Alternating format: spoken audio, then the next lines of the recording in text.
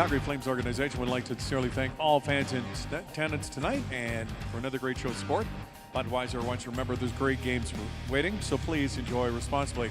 Hey, Calgary Flames back under Scotiabank Saddledome tomorrow night, taking on the Washington Capitals. Game time 7 o'clock. Head to calgaryflames.com for all your ticket information.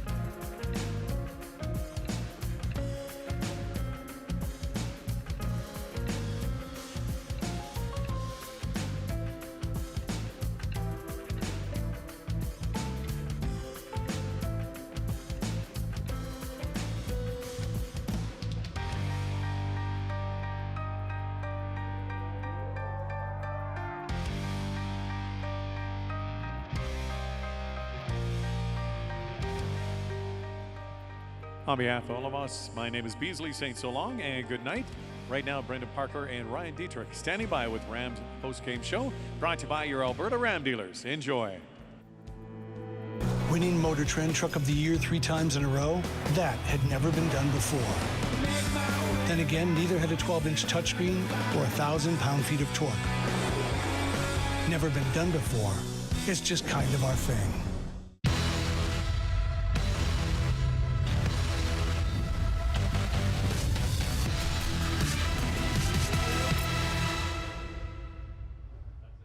Welcome to Flames Post Game Live. It's brought to you by your Alberta Ram dealers. Brendan Parker alongside Ryan Dittrick. Round 3 of the Battle of Alberta was the stage here tonight at the Scotiabank Saddledome, part of what is a very busy month of March, continuing for the Calgary Flames, the start of 5 games in 7 nights. But it starts successfully, and not an easy turnaround given the fact that it was just a night and a half ago, it seems, that the Flames were in Colorado taking on the #1 team in the National Hockey League. You win that hockey game in overtime and arrive late Sunday morning or early Sunday morning, depending on how you look at it. And here you are with a date with the Oilers. How do you think the Calgary Flames managed the challenge here tonight against the Oilers? Well, I was going to ask you how you managed it, because you got to tell me what time you got to bed the other night. That was a tough one. There was a 5 on the clock and 5 a.m., but it ain't about me. So Yeah, of course I'm not. fresh as a daisy. Of course not. Of course not. You look good. They look good tonight too, though. Looks like there was plenty of energy in that group.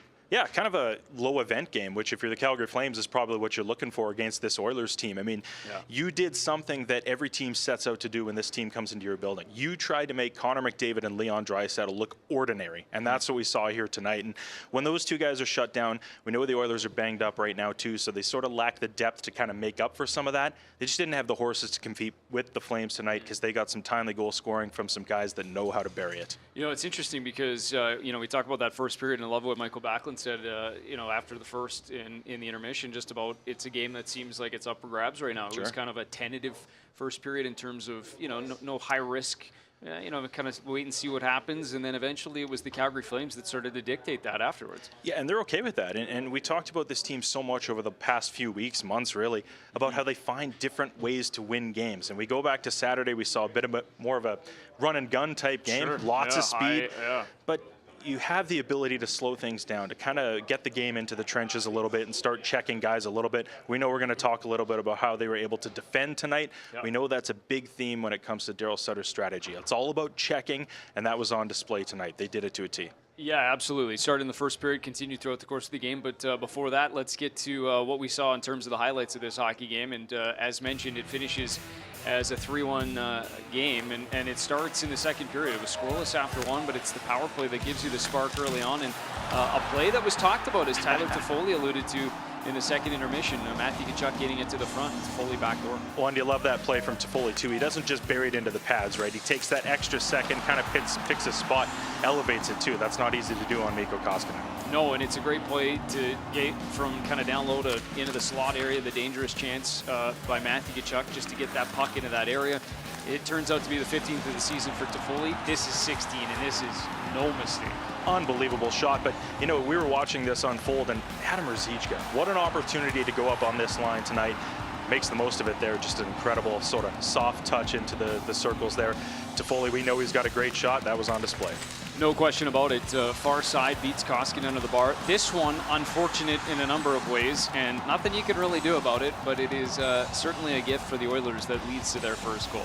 Yeah, you said it. Not much you can do there. You're trying to initiate the breakout, which is the way you want to do. Get it quick in transition, but yeah, just off the skate, bounces right on the tape. What are you going to say about that? Yeah, not much. I mean, Eric Branson was in position, had the backhand ready on the wall, but it doesn't come around, and instead goes to the Oilers, and that makes it a 2-1 hockey game. There would be some chances, some opportunities, but it would be Johnny Gaudreau that gets the all-important insurance marker on the breakaway here, set up by Elias Lindholm. Mr. Automatic on breakaways right now. And you know what, Brendan? This play starts up at the offensive blue line. Drop pass to Connor McDavid. It's well behind him. This starts the play in transition. And of course, we've seen the Flames.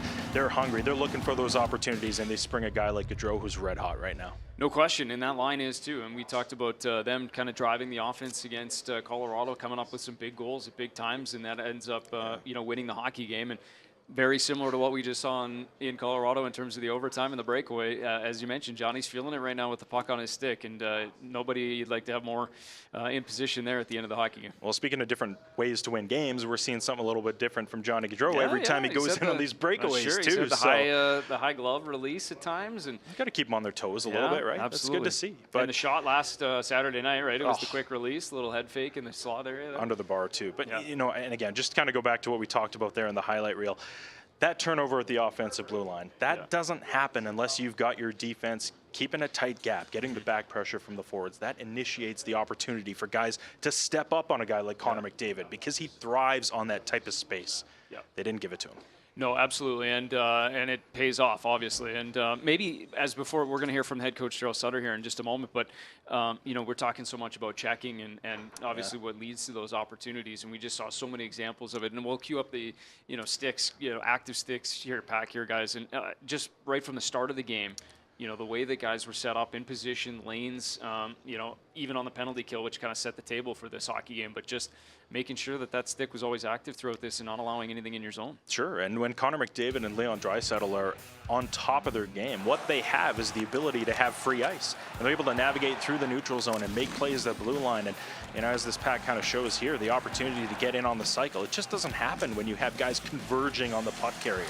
So to stay committed, that's not an easy way to play, by the way. Daryl Sutter's talked about that, especially coming off and entering a very difficult portion of the schedule. But if you are committed to it and everybody's bought into what you're trying to do, it's worth the energy you have to put out every night, that's for sure. No question, and we saw that one right at the very end on McDavid coming in, and maybe that one you have to scramble a little bit because of the burst, but that's what it's all about, right? You got to make sure that that last gasp, that effort is there, and it's paid off here. And we were talking about it as that third period unfolded. That was really the only opportunity where McDavid looked like he had an opportunity for a burst. You snuff that one out, all of a sudden, he's getting a little frustrated. The Oilers didn't have much after that. A lot of it is that neutral zone speed, sure. Yeah. All right, let's hear our first thoughts of the post-game show. Head coach Daryl Sutter standing by now. Let's listen in on what he has to say about tonight's 3-1 victory over Edmonton. Thoughts on the game? First goal wins, probably. I think both teams looked tired, quite honest. 4 for 4 on the PK. Was that a big key to this one, too?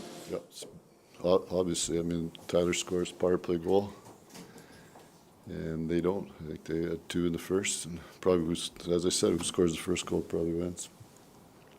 What did your penalty kill group do so well to shut them down on special teams? Oh, I don't know if we did anything different than we always do. We didn't have to block a lot of shots tonight. I think that we put a lot of pressure on them in key areas entering the zone. They didn't get much entry time or zone time, quite honest. Coach, what was the rationale behind flip-flopping Mangiapane and Lewis? I just think we're playing a lot of games here, and we're going to need lots of different looks and trying to get Ty a little bit more offense, guys.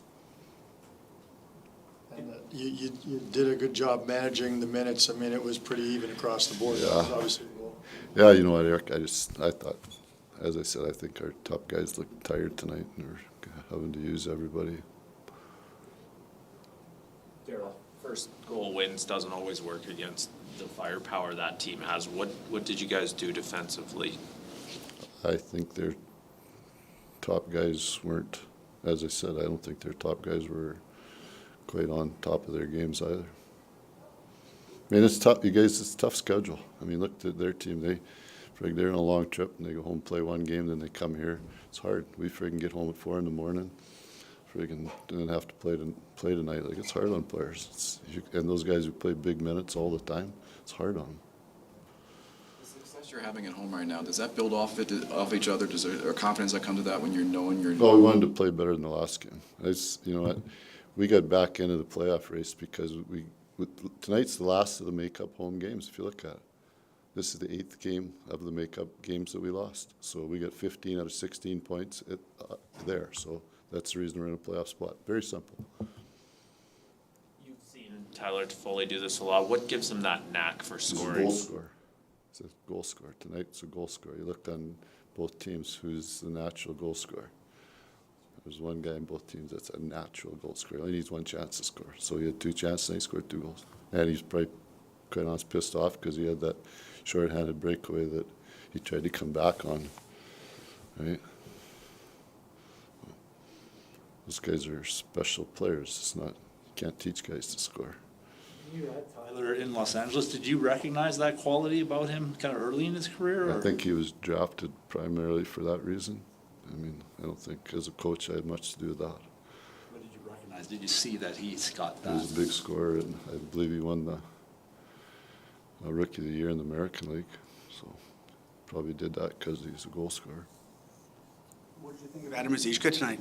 Pardon? What did you think of Ruzicka tonight? We needed deep out of everybody. I think he's still got to learn to work away from the puck, work to get open. Learn to work to get open. It's still about second, third efforts. I mean, it's a process and it's learning for him. It's a position that he can grab a spot if he takes another step. Is that a combination you would like to see more of, Mangiapane with Toffoli? Yeah, you know what? I think Manj and Ty can play both wings, and they can play a lot of situations. So, they still need the right guy with them, right, in the long run. So we just got to work our way through it and get through the schedule part of it and just keep moving guys around. Okay. Good enough, you guys? Good. Yep. All right, there's some thoughts from head coach Daryl Sutter on the post-game show, Flames TV Live, brought to you by your Alberta Ram dealers. Brendan Parker alongside Ryan Dittrick as we continue to break down a 3-1 victory here in favor of the Calgary Flames. And some great stuff there from the coach in terms of what we saw. Obviously, talked a little bit about the energy levels, which we touched on right off the top.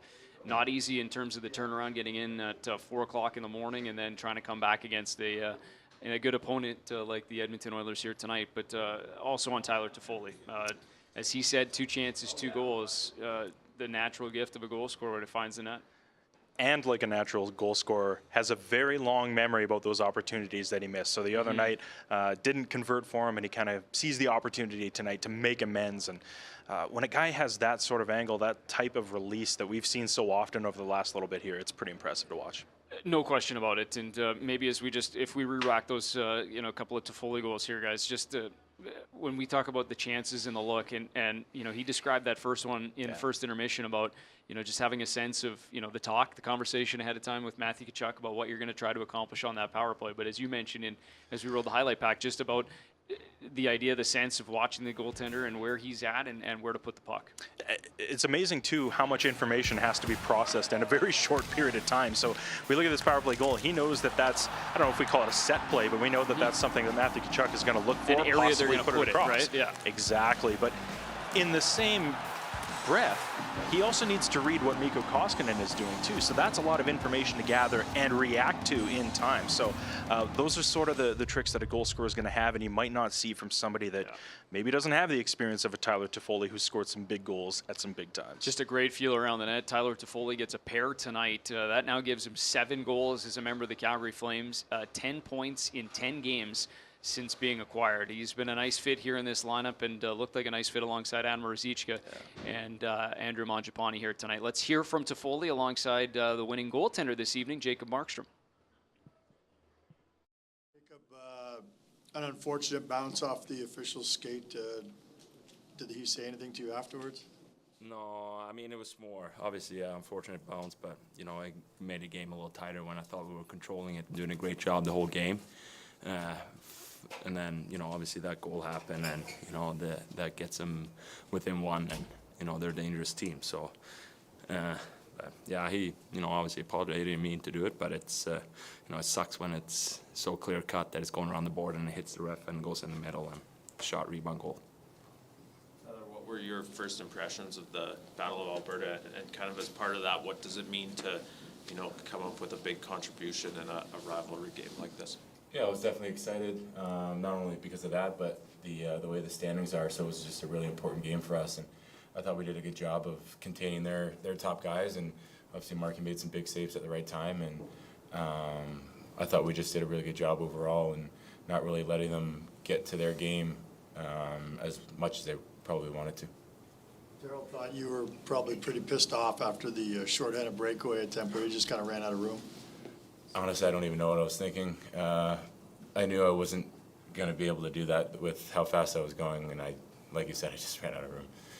Was that fuel you? You were a little bit frustrated afterwards? Or? Yeah, obviously, I take pride in my scoring opportunities, and anytime you get a look like that, a clear-cut breakaway, you want to put it in, especially early on in the game like that.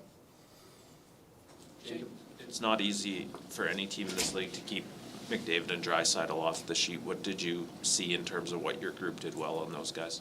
I think, you know, when you play those kind of players, it's a full team effort for everybody that's on the ice. You know, the 5 guys plus myself, and then our penalty kill was huge. They got a lot of points there, so there was some huge blocks and nice clears, and didn't give them a lot of room there on the power play or 5-on-5. So, you know, we did a good job, and, you know, it was a big win, like Toff said too.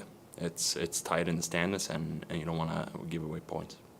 10 games is probably enough for us to know that Tyler's not going to brag about his own goals. Can you just put in perspective what makes him such a talented goal scorer, a guy who finishes so many of those opportunities? Yeah, I think when you look at the goals he scores too, it's not, you know, one position or the same goal. He scores, you know, in power play. He scored in front of the net in Minnesota. He scores, you know, on the kind of 2-on-1 with high glove today, and you know, almost scored on the breakaway when he went around the goalie. So, you know, he's a goal scorer, and you know, and it's nice to have him on our team for sure. Does the coach explain the rationale behind the line switching before the game to you?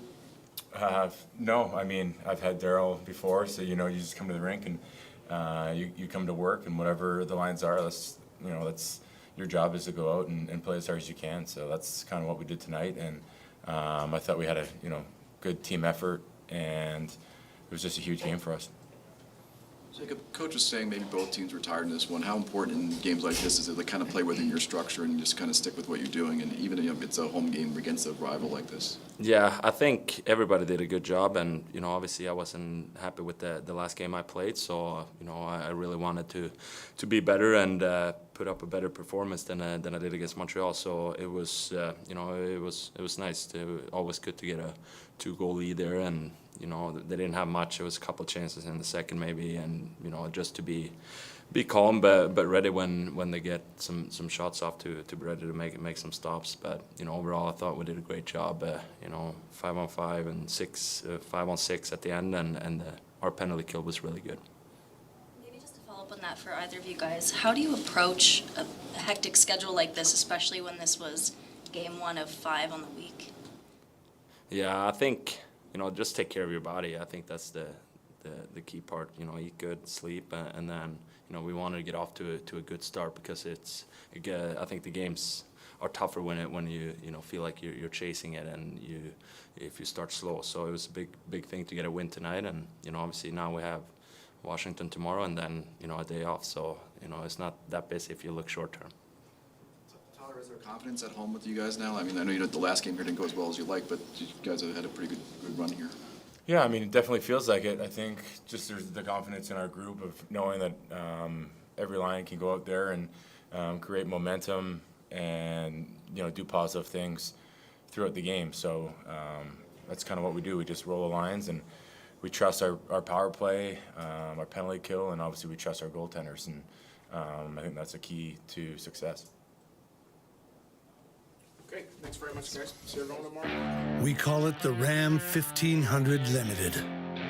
But truth be told, there's nothing limited about it. Ram 1500, winner, J.D. Power Award for Best Driver Appeal.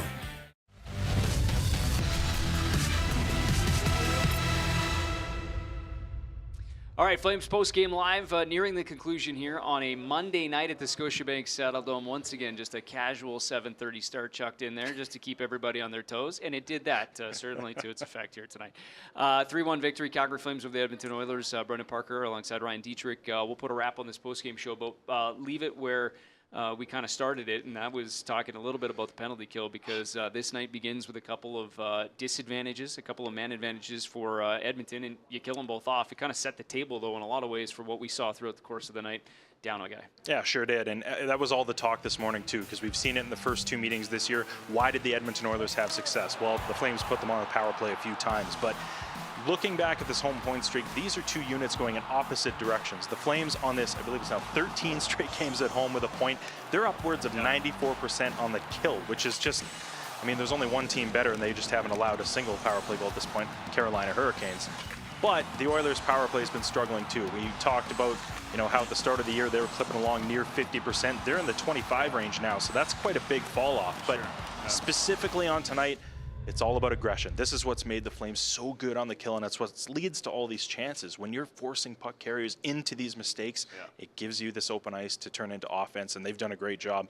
It's you said it there. It kind of set the table. It turned the tide, because the game could have gone in a completely different direction at that point. Absolutely, it would. And I know the magic number around here is usually 3. You kind of want to keep that number around 3. You give up one more than that with 4, but you kill them all off. So important for sure as we take a look at the Pacific Division. Actually, these are the Western Conference. We've upgraded here a little bit, gone from the Pacific right to the entire West standings. And as you can see now, the Calgary Flames have built themselves a nice little cushion. We'll start specifically on this Battle of Alberta, because it's now an 11-point lead on the Edmonton Oilers with 2 games in hand. And we saw LA Kings win tonight again. They've been red hot as of late, so they climbed within 4 points of the Calgary Flames and then stay there tonight. But also Calgary has 3 games in hand on them, one that they'll make up here tomorrow night against Washington. Anything jump out at you there, Dietz, that you want to mention?